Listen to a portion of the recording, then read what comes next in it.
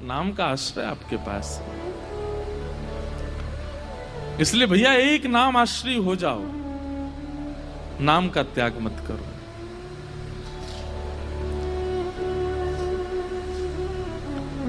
एक भगवान के परम भक्त थे केशवदास।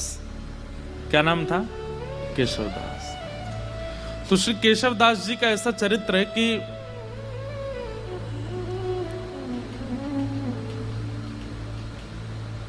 एक बार कहीं कथा में बैठे थे। वो कथा में वक्ता ने ऐसी बात कही कि जीवन में कमाई कहां लगाई जाए तो सार्थक मानी जाती है।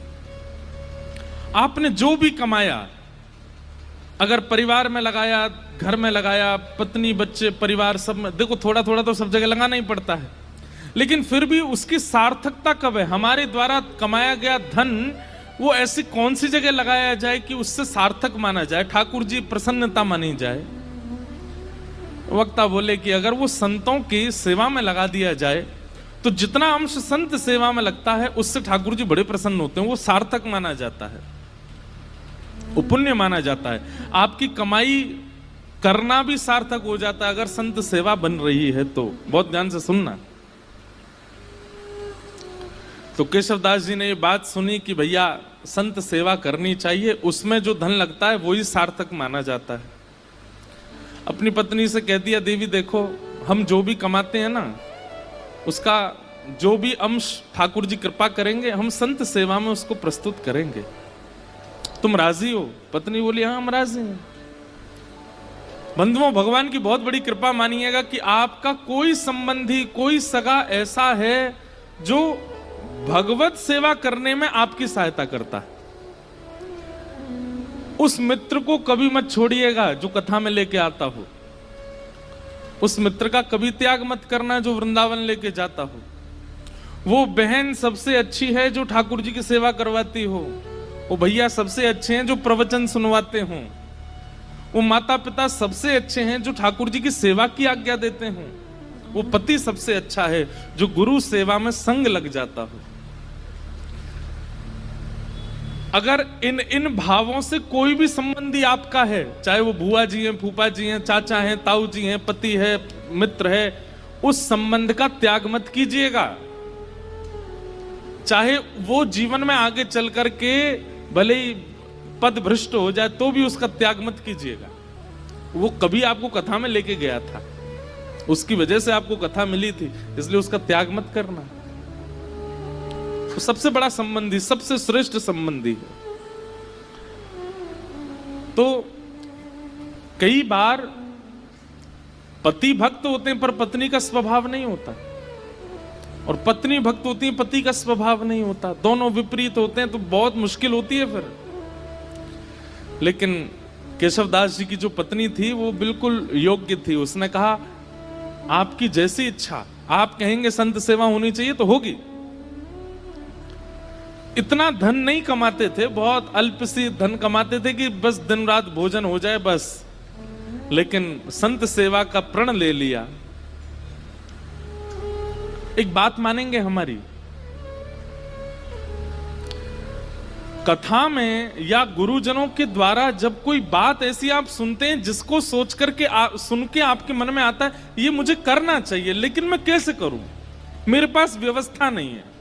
आप जब व्यवस्था को आगे रख करके किसी आज्ञा से पीछे हट जाते हैं तो बहुत बड़ी गलती करते हैं। कोई आज्ञा ऐसी हुई, कोई बात ऐसी कथा में सुनी या गुरुजनों से सुनी, वो बात सुनकर के आपके मन में आया ये मुझे करना चाहिए, लेकिन मेरे यहां व्यवस्था नहीं है। व्यवस्था का विचार ही मत करो। जैसे ही आपको लगा कि ये मुझे करना चाहिए, आप करने लग जाओ। जिन महापुरुष से आपने सुना या जिस ग्रंथ की बात आप सुन के आए हो वो सामर्थ्य प्रदान करेंगे, व्यवस्था कर देंगे, आप बस लगना शुरू करो उसमें।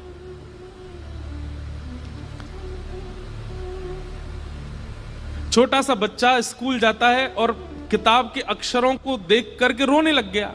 क्यों?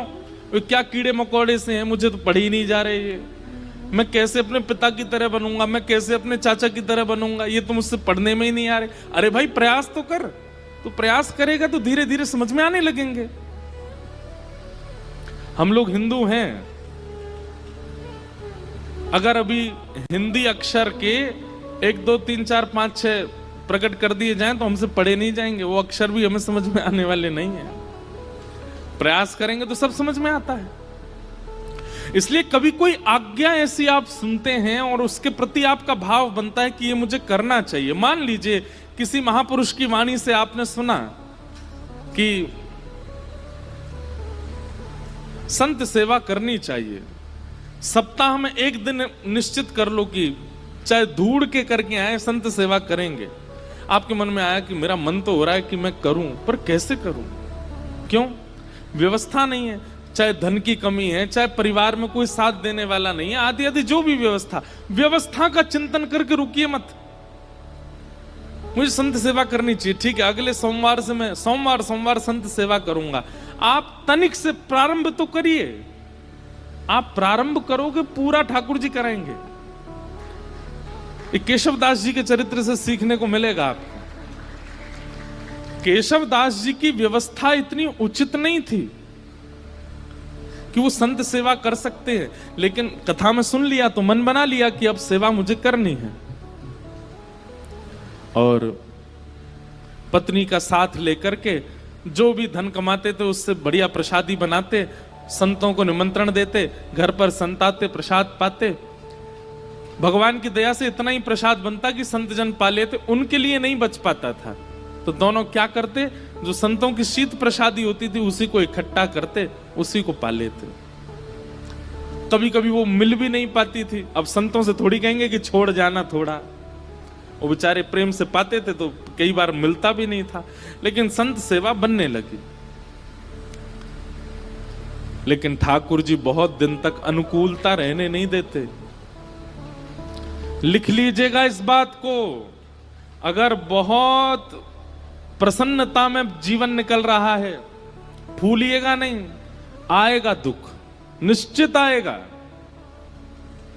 बहुत धन के साथ में अभिमान हो गया है कि मैं कुछ भी खरीद सकता हूं, मैं कुछ भी कर सकता हूं, मैं कुछ भी बना सकता हूं, मैं कहीं भी जा सकता हूं। एक दिन आएगा कहीं जाने लायक नहीं रहोगे। और ये विपरीत स्थिति में भी सुनिए, अगर बहुत कष्ट में जीवन जा रहा है तो परेशान मत होइए, एक दिन सुख आएगा। आज इतनी धन की व्यवस्था नहीं है कि आप एक ही वस्त्रों को 5-5 दिन तक पहनते हैं, है ही नहीं वस्त्र, चिंता मत कीजिए, एक दिन ठाकुर जी अनुग्रह कुछ करेंगे। एक स्थिति कांस्टेंट किसी की नहीं रह सकती, परिवर्तन तो होता है, चाहे वो वैष्णव हो चाहे वो संसारी हो। तो केशवदास जी सेवा करते थे। अब धीरे धीरे क्या हुआ, उनका धन जो था खत्म होने लगा, अब सेवा के लिए धन नहीं बचा। उन्होंने कर्जा लेने का मन बनाया कि मैं कर्जा ले लेता हूं, संत सेवा नहीं छूटनी चाहिए। अब बेचारा कोई धनवान नहीं होता, सामान्य होता तो उसको कोई कर्जा भी नहीं देता। बाजार में निकल गए कर्जा लेने के लिए कि कोई हमें थोड़ी सी सेवा कर दो तो हम संत सेवा करेंगे।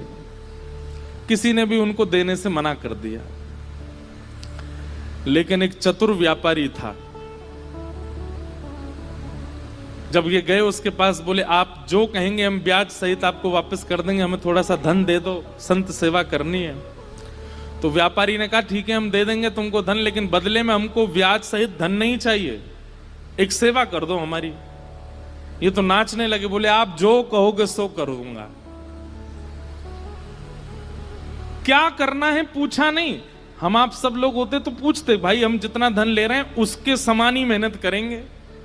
बोले आप धन दे दीजिए, मैं संत सेवा कर रहा हूं, उसके बाद आ जाऊंगा, आप जो कहोगे करने को तैयार हूं। धन दे दिया, संत सेवा हो गई। संत सेवा करने के बाद पत्नी से कह दिया देखो अब अगले 1 हफ्ते के लिए हमारे पास में खूब संपत्ति आ गई है, अब तुम चिंता मत करो, संतों की सेवा पर मैं किसी को कर्जा चुकाने जा रहा हूं। तो कर्जा कैसे चुकाओगे, आप धन तो है नहीं। बोले वो सेवा करनी है, उसी से चुक जाएगा। एक भला आदमी मिल गया, उसने कहा कि पैसा मत लौटाना, सेवा कर देना। केशवदास जी लौट करके गए उसके पास, बोले भैया बताइए क्या सेवा करनी है। आप कहें तो बर्तन मांज दूं, झाड़ू लगा दूं, पोंछा कर दूं, पुताई कर दूं, क्या करना है आप बताओ। बोले हमारी एक जमीन है, वहां पर कुआं खोदना है, कुआं खोदना है। कुआं खोदने का मतलब समझते हैं? कितनी गहराई में जाना पड़ेगा, जब तक जल ना आ जाए तब तक खोदते रहो, और जब वो जल निकलना प्रारंभ हो जाए उसके बाद भी कितने फीट अंदर तक खोदना पड़ेगा, फिर चिनाई करनी पड़ेगी, कुएं में पूरा उसको आकृति देनी पड़ेगी, फिर बहुत दिन तक जल खींचना पड़ेगा, सारा मतमैला जल निकल के जब बिल्कुल स्वच्छ जल आ जाएगा तब कुएं का निर्माण होगा। इतना तो धन भी नहीं लिया था उन्होंने जितना उनको सेवा दे दी, लेकिन प्रसन्न हो गए। जो आ गया, कहां जाना है बताइए। एक बार भी ये नहीं कहा कि आप ऐसी सेवा कैसे करा सकते हैं। पहुंच गए फावड़ा लेकर के और लगे, जैसे करते निकालते फेंकते करते मिट्टी, तो वो एक गति जैसी बन गई थी। फावड़े चलने की आवाज, मिट्टी भरने की आवाज, फिर उसको दूर फेंकने, उसकी जो वो धुन बन गई थी उसमें इतना उनको सुख मिलने लगा था कि वो राम राम जपते हुए ये करते थे। और उन्होंने नियम लिया कि ये मैं अपनी संत सेवा चुका रहा हूं, किसी से लिए थे मैंने धन संत सेवा, वो चुका रहा हूं। मैं नियम रखूंगा कि मैं इस पूरे क्रियाकलाप में संसारी बात नहीं करूंगा, केवल राम राम बोलूंगा। कुआं खोदते जा रहे हैं। 2-3 दिन बाद पत्नी को लगा ये कहां जाते हैं, सुबह के जाते हैं रात तक आते हैं। पत्नी भी आ गई, संत सेवा करके आती थी, उसको कहते थे कि अब गहरा हो गया है, तुम मिट्टी में भर के दिया करूंगा, तुम फेंक दिया करना, और सुनो कोई संसारी अपवाद विवाद नहीं, केवल राम नाम बोलना। उनका तो अच्छा भजन हो गया। बोले कि इतने प्रसन्न रहने लगे केशवदास जी, बोले भजन भी हो रहा है और मेरे पैसे भी चुक रहे हैं। वो व्यापारी बड़ा खुश कि हमारा तो इतना पैसा भी नहीं लगा जितना बड़ा काम हो रहा है। करते जा रहे हैं, पर कई बार बंधुओं भक्तों को अपना यश खुद नहीं बनाना पड़ता, ठाकुर जी उनका यश बनाते हैं। और कई बार यश दिलाने से पहले ठाकुर जी बहुत तगड़ी ठोकर देते हैं। कुएं में पानी का स्रोत आने लगा था, पानी नीचे से आने लगा था। बड़े प्रसन्न हो गए थे केशवदास जी कि अब जल आ गया है, वो जिन्होंने मुझे धन दिया उनकी सेवा पूरी हो रही है। लेकिन तभी जोर की हवा चली और बगल के मिट्टी जो गहराई में चले गए थे, तो वो मिट्टी थोड़ी सी ढीली हो गई और वो पूरी नीचे आ गई, और जितना कुआं भरा था सब दोबारा भर गया और केशवदास जी अंदर ही दब गए उसमें। पत्नी दौड़ी दौड़ी इधर उधर भागी, अरे कोई बचाओ, मेरे पतिदेव अंदर गिर गए हैं, कोई बचा के लाओ। कोई धनवान मानी व्यक्ति होता तो लोग प्रयास भी करते, अब केशवदास जी बेचारे सामान्य व्यक्ति, किसी ने मदद नहीं की। सब सोचने लगे कितना गहरा, तुम्हारे पति को 1 महीना लगा इतना अंदर जाने में, हम इतने भीतर तक मिट्टी कैसे निकालेंगे बाहर। कुछ लोगों ने सोचा, बोले भाई अकेला निर्वन कैसे करेंगे, कुछ पैसा वैसा देके इनको शांत कर दो, और कुछ धन धान्य दे करके उनको, बेचारी वो भी कहां तक किसके पास जाती हैं।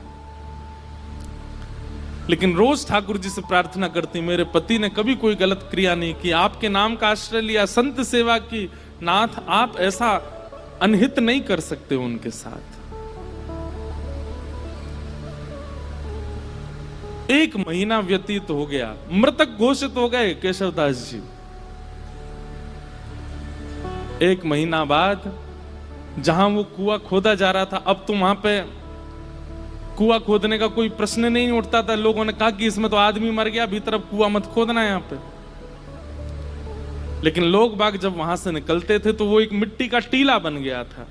तो जब वहां से निकलते तो राम नाम धुनी सुनाई देती, और राम नाम धुनी केवल राम राम करती हुई सुनाई नहीं देती, साथ में झांझ, मंजीरा, करताल, सारंगी आदि आदि वाद्य भी सुनाई देते, जैसे मानो कोई उत्सव महोत्सव चल रहा हो। आते जाते लोगों को लगता शायद पास के गांव में कीर्तन चल रहा होगा। लेकिन जब 10-15 दिन तक अखंड नाम धुनी सुनाई देने लगी, पास के गांव में जाकर के देखा कोई उत्सव नहीं है, तब बोले शायद यही कुछ है। तभी एक राजा को ये बात पता चली। उस राजा ने अपने सैनिकों को लगवा करके पूरी मिट्टी निकलवाई वहां से, और भीतर जाकर के जब देखा तो एक मट्टी का एक मानो जैसे कुंज जैसी बन गई थी, और उस कुंज के भीतर सुंदर पात्र में सुंदर प्रसादी रखी थी, और प्रसादी के साथ ही भीतर एक दिया जल रहा था, और वहां पर श्री केशवदास जी बैठ करके कीर्तन कर रहे थे, और उनके कीर्तन के साथ में वहीं के जितने जीवाणु आदि थे वे सभी मानो जैसे करताल मंजीरा आदि ढोल बजा करके उनके कीर्तन को सार्थक कर रहे थे। ये देख करके सब हैरान रह गए। नाम का बल ये सामान्य बात नहीं है। नाम का आश्रय लेने वाला व्यक्ति कैसी भी परिस्थिति में हो, नाम सब सुलभ कराने की सामर्थ्य रखता है। ठाकुर जी के नाम में इतना बल है। हमारे गोवर्धन में एक बाबा गए, गुरु दीक्षा लेने के बाद अपने गुरु जी से कहा, आप जो आज्ञा देंगे मैं उसको पूरी करूंगा, आप बस आज्ञा दीजिए। गुरु जी ने भी ऐसी आज्ञा दी जो बाबा कर ही नहीं सकते थे। क्या? कि जितने भी संस्कृत साहित्य ग्रंथ हैं हमारे संप्रदाय के, सबका अध्ययन करके सबको कंठस्थ करो। बाबा बोले मैं तो अंगूठा टेक, मुझ पर संस्कृत कहां आती है। गुरु जी बोले हम एक ही बार आज्ञा देते हैं, हमने जो आज्ञा देनी थी वो दे दी। बाबा इतने रोने लगे, गिरिराज जी के तलेटी में रोते, हे किशोरी जी, हे श्यामाजू, मैं तो अनपढ़ गंवार हूं, और गुरुजी ने आज्ञा की कि सारे संस्कृत साहित्य हमारे संप्रदाय के सबको कंठस्थ करो। कैसे करूंगा मैं, मुझे तो पढ़ना ही नहीं आता, मुझे तो केवल आपका नाम आता है, मैं तो केवल राधा राधा करना जानता हूं और कुछ नहीं आता मुझसे। इसी चिंता में रोने लगे, राधा राधा पुकारते पुकारते रोते थे कि मुझ पर तो कुछ भी नहीं आता, मैं अपनी गुरु इच्छा गुरु आज्ञा को कैसे पूरी करूं। 4-5 दिन तक तो रुदन किया, 5वें दिन मानसी गंगा में डूब करके प्राण त्यागने को तैयार हो गए। बोले अब मैं प्राण त्याग दूंगा, अब जीवित रहने का मेरा कोई, मैं गुरु इच्छा पूरी नहीं कर पा रहा, गुरु आज्ञा पूरी नहीं कर पा रहा, और मेरी उम्र अब 50 की हो चुकी है, अब मैं कहां से पढ़ना सीखूं, कैसे याद करूं। मानसी गंगा में जैसे ही अपने प्राण त्यागने के लिए कूद ही रहे थे, तभी किशोरी जी प्रकट हो गई, और किशोरी जी प्रकट होकर के बोली, क्यों अपने प्राण त्याग रहे हो? बोले कि हे स्वामिनी जी, मेरे गुरु ने आज्ञा की, मेरा सौभाग्य कि आपके मुझे दर्शन हो गए, पर मेरे गुरु ने मुझे आज्ञा की कि सारे संस्कृत साहित्य याद करो, कैसे करूं, मैंने तो पढ़ा लिखा ही नहीं हूं। किशोरी जी ने कहा अपनी जीभ बाहर निकालो, और बाबा ने अपनी जीभ बाहर निकाली।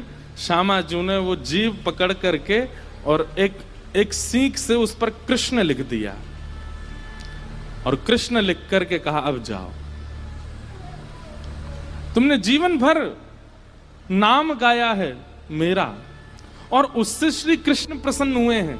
श्री किशोरी जी का नाम गाने से किशोरी जी प्रसन्न नहीं होती हैं, ठाकुर जी प्रसन्न होते हैं, और ठाकुर जी का नाम गाने से किशोरी जी प्रसन्न होती हैं।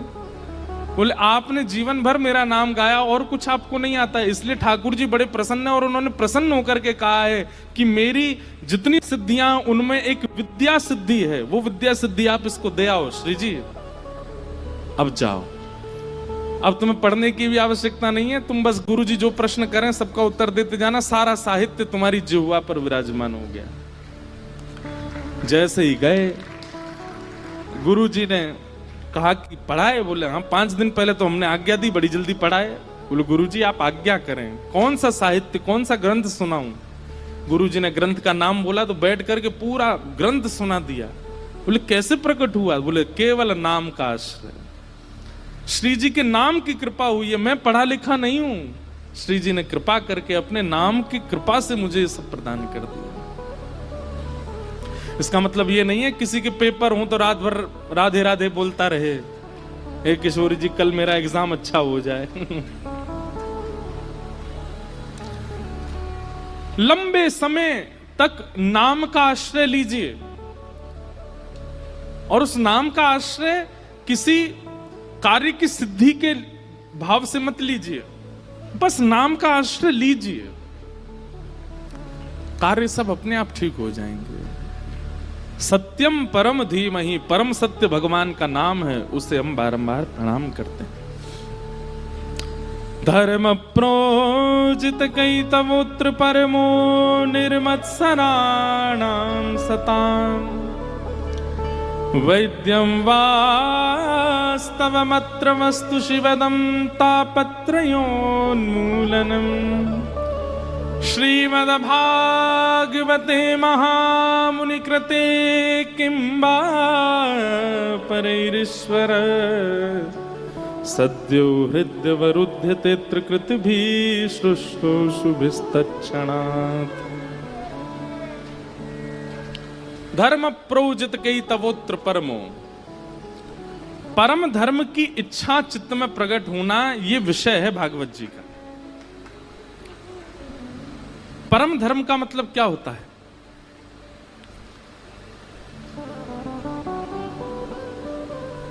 परम धर्म का मतलब क्या है कि अब मैंने बहुत कमा लिया, बहुत खा लिया, बहुत कर लिया, बहुत सब कुछ करके देख लिया, अब मुझे एक ठौर चाहिए बस। एक प्रकार का ये परम धर्म है। धर्म क्या है? कमाने में निपुणता प्राप्त करना, घर परिवार को संभालने में निपुणता प्राप्त करना, बच्चों का ब्याह करना, पत्नी को संभालना, परिवार को संजोना, व्यापार भी उचित कर, ये सब धर्म के अंतर्गत आता है। पर परम धर्म का मतलब क्या है? अब इस देह का तो मैंने कल्याण कर लिया, अब आत्मा का कल्याण करना है, वो परम धर्म है। एक दिन ऐसी चेतना मन में प्रकट हो जाए कि बस अब इस आत्मा की सदगति मुझे देखनी है, कैसे होगी? अब मुझे एक आश्रय चाहिए। आपने सुना होगा प्राचीन काल की जितनी भी राजाओं की कथा सुनाते हैं व्यास मंच, सब में क्या कहते हैं? एक उम्र आने पर राजा वन को चले गए, राजा वन में जाकर के भजन करने लगे।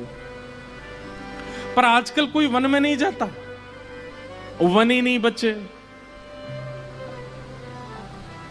आजकल कोई वन में नहीं जाता। लेकिन एक बात कहें, इस कलिकाल में वन श्री वृंदावन है। आपका मन जिस दिन वृंदावन की ओर बढ़ जाए, मन जिस दिन वृंदावन के अलावा और किसी को प्रायोरिटी ना देता हो, उस दिन समझ जाना कि बस यही हमारा वनवास है, यही हमारा वन गमन है। मन में और कोई इच्छा ना आवे वृंदावन के अलावा। बंधुओं, कभी कभी अपनी भक्ति ऐसे नापा कीजिए कि आपको ठाकुर जी और दूसरी तरफ संसार की कोई वस्तु रख दी जाती हो और एक चीज चुनने को कही जाती हो, फिर अपने मन को देखा करो कहां की तरफ आकर्षित हो रहा है। जैसे एक तरफ तो ठाकुर जी का राजभोग प्रसाद है और दूसरी तरफ पिज्जा है, बर्गर है, बढ़िया बढ़िया चीजें हैं संसारी जो ठाकुर जी को भोग नहीं लगी। अब अपने मन से पूछो, एकांत में किया करो, ये सबके सामने करोगे तो सबको पता चल जाएगा। और कई बार सबके सामने तो आप आडंबर भी कर सकते हो, जबरदस्ती प्रसाद ही पकड़ोगे। पर कभी कभी अपने आप से पूछिए कि आपका मन किस तरफ जा रहा है। आप नाम जप करते हैं, रोज तिलक लगाते हैं, कथाएं सुनते हैं, कभी कभी नाप तोल के देखा तो कीजिए कि भक्ति की स्थिति पहुंची कहां अभी। बहु व्यंजन एक तरफ रख दीजिए और ठाकुर जी का प्रसाद एक तरफ रखिए और बिल्कुल बिना चीटिंग के देखो कहां की तरफ, किसकी सुगंधी की तरफ, किसके स्वरूप की तरफ जीव में पानी आ रहा है, मन जा रहा है। अगर वो संसारी वस्तु के प्रति हो रहा है तो फिर उसके बाद भजन में एक माला बढ़ा दो, थोड़ा सत्संग और बढ़ा दो। और यदि वो ठाकुर जी के प्रसाद की ओर भाग रहा है, बहु व्यंजन सामने रखें लेकिन मन में इच्छा ही प्रकट नहीं हुई, ठाकुर जी का प्रसाद प्रधान है, अब ये समझ जाओ कि हमारे गुरु की कृपा, हमारे भजन का प्रभाव, हमारी सत्संग, हमारे पुण्यों का प्रभाव, ठाकुर जी हमें प्रिय लग रहे हैं। अब प्रसन्न हो जाओ। स्थानों को रखो, एक तरफ अपॉर्चुनिटी है आपके पास कहीं विदेश जाने की और एक तरफ अपॉर्चुनिटी है फ्री समय हम वृंदावन भी जा सकते हैं। कहां जाना चाहिए? लेकिन मन में विदेश का ही आएगा। यहां बोल रहे हो आप लोग, आप विदेश जाने के लिए पहले हाँ करोगे, वो वहां जाना है। कभी कभी ये नाप तोल करके देखा कीजिए कि कहां की तरफ रुझान ज्यादा है, और यदि वो रुझान भगवत सेवा के प्रति, भगवत वस्तुओं के प्रति बढ़ रहा है, तो इसका मतलब क्या है? आप परम धर्म के मार्ग पर अब निकल चुके हो, अब उसके प्रयास और ज्यादा कीजिए। अब ठाकुर जी ने चुन लिया है, अब इस मार्ग को और निपुणता से इस मार्ग पर आगे बढ़िए। धर्म प्रौजत कई तवोत्र परमो निर्मत सराणाम सताम।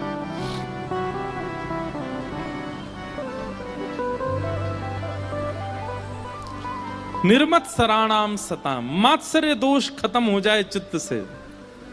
किसी के प्रति ईर्ष्या, किसी के रूप, स्वरूप, वैभव, संपत्ति और उसकी श्रेष्ठताओं को देखकर के आपके चित्त में ज्वलनशीलता ना होती हो, प्रसन्नता होती हो, समझ जाओ अब ठाकुर जी हमें स्वीकार कर रहे हैं। तीसरा, वैद्यम वास्तव मत्र वस्तु शिवदम। अभी नासिक में कथा थी तो एक बालक मुझे कोई बोला कि मैं ठाकुर जी के किसी भी मंदिर में जाऊं, ऐसा जरूरी नहीं एक ही मंदिर में, कहीं भी किसी भी मंदिर में जाऊं मुझे सब भगवान दिखते हैं, लेकिन एकमात्र ठाकुर जी को देख के भगवान वाली फीलिंग नहीं आती, ऐसा लगता है ये मेरे कोई हैं। इसका क्या मतलब है? मैंने कहा ये मतलब है ठाकुर जी आपको कुछ मानते हैं। बोले मैं पंडरीनाथ जी को देखता हूँ, बोले रुक्मणी मैया को देखता हूं तो मुझे लगता है ये भगवान है। मैंने कहा भाई ऐसा मत करे, उनको भी कुछ मान ले अपना। बोले नहीं महाराज जी, हनुमान जी को देखूं, गरुण जी को देखूं, गणेश जी को देखूं, मंदिर में जिनको भी देखता हूं सबके प्रति भगवान की भावना आती, पर मुख्य ठाकुर जी, वंशी वाले हों या लड्डू गोपाल हों, ये कहीं भी दिख जाते हैं दुनिया में तो ये लगता है ये मेरे हैं, ये मेरे अपने। मैंने कहा भाई देख, प्रियतमा होती है ना पत्नी, भली उसका पति बहुत बड़ा कलेक्टर बन जाए, बाकी सब लोग तो उसके सामने सल्यूट करेंगे, पर पत्नी को वो अपनी किसी भी स्थिति में चला जाए, कितना भी श्रेष्ठ बन जाए, कितना भी उचित बन जाए, वो उसको हर स्टेज पर, हर परिस्थिति में, हर स्थिति में अपना ही लगता है। संबंध है तभी तो अपना लगता है। मां को अपना बेटा कोई श्रेष्ठ व्यक्ति नहीं दिखता है, बेटा बेटा ही दिखता है।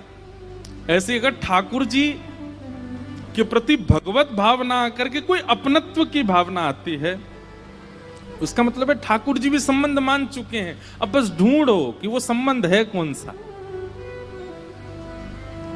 हम तो ये कहते हैं भैया भारत में जितने ठाकुर जी के मंदिर है ना, इन सबको अपना परिवार ही बना लो। जैसे श्री पंडरीनाथ भगवान हैं, ये कौन है? बोले ये हमारे फूफा जी हैं। वहां की रुक्मणी मैया बुआ जी हैं। कोई पूछे कहाँ जा रहे हो? फूफा जी के घर जा रहे हैं। पंढरपुर जा रहे हैं नहीं बोलो, कहाँ जा रहे हो? बुआ जी के यहाँ जा रहे हैं अपनी। एक दो बार तो आदमी यही सोचेगा, और इतनी निपुणता से बोलो कि सामने वाले को यही लगे कि बुआ जी के यहाँ ही जा रहे हो।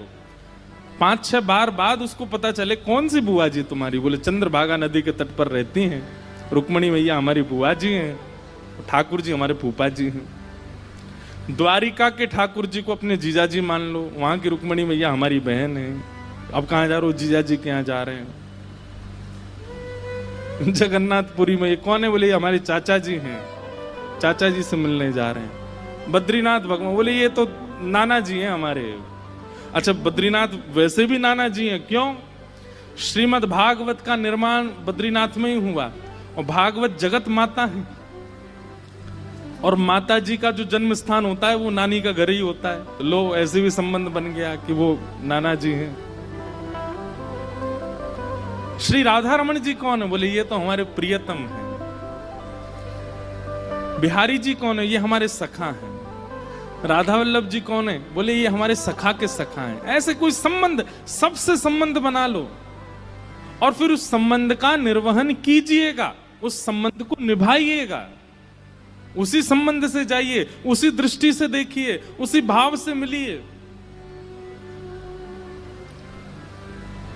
बिहारी जी अगर आपको भाई के रूप में लगते हैं और कभी बहुत भीड़ हो जाए तो भीतर जाकर के थोड़ा रोष भी बहन की तरह कर सकते हो या भाई की तरह कर सकते हो। अरे भैया तो बहुत बड़ा होगा, अब तो दर्शन ही ना दे हमें, इतनी भीड़ है गई है, कोई धक्का मारे कोई भगा दे यहाँ ते, ऐसा मत करे भैया, लाला मिल लेकर हम ते। ठाकुर जी अनुग्रह करेंगे, ठाकुर जी कृपा करेंगे। आप संबंध मानिए, ये बात कोई मनगणंत नहीं है, ये भगवत वाणी है। वैद्यम